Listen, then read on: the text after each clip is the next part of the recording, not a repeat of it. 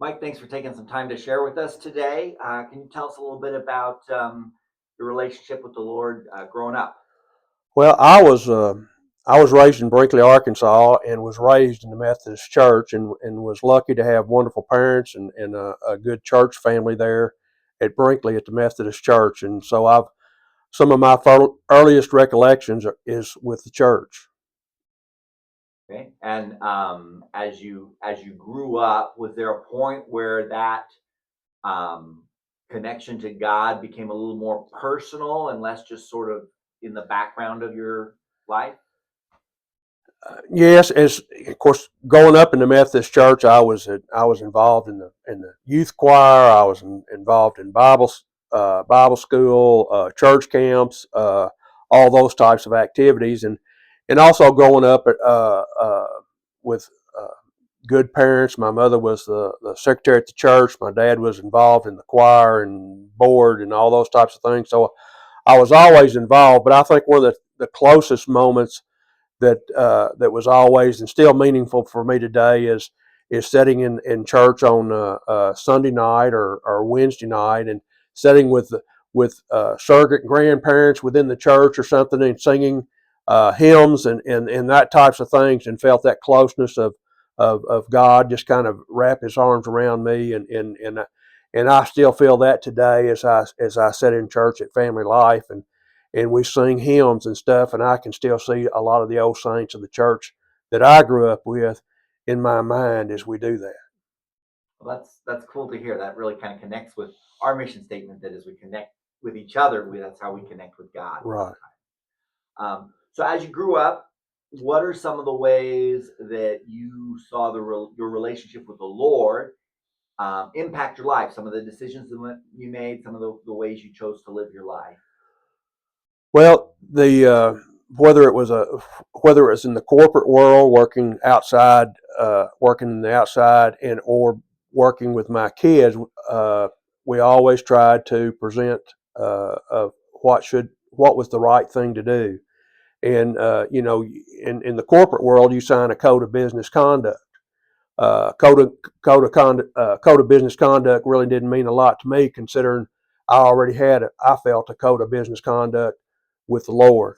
So whether I was in a corporate meeting or whether I was dealing with anybody on an individual basis, I think that was always the overriding issue on how I conducted business or how I needed to do things. And it was and just different things happened over years. I can remember as a young adult and even riding with my dad, and my dad had some cows at Brinkley and stuff, and something might come up just in conversation, like uh, uh, he said, "Let me tell you about the power of prayer," and uh, and he would tell a story about how the week before he'd been out there and he had a cow that was trying to deliver a calf, and he couldn't get close to the cow. Every time he'd try to help the cow get to the cow to deliver the calf, he couldn't.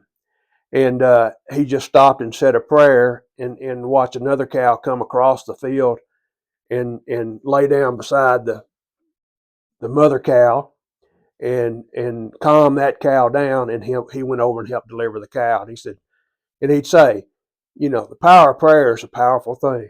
Mhm.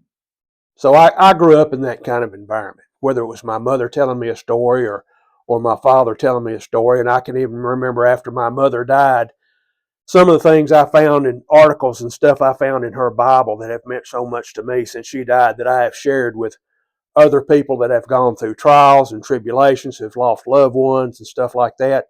And I've shared those with people, and those types of things have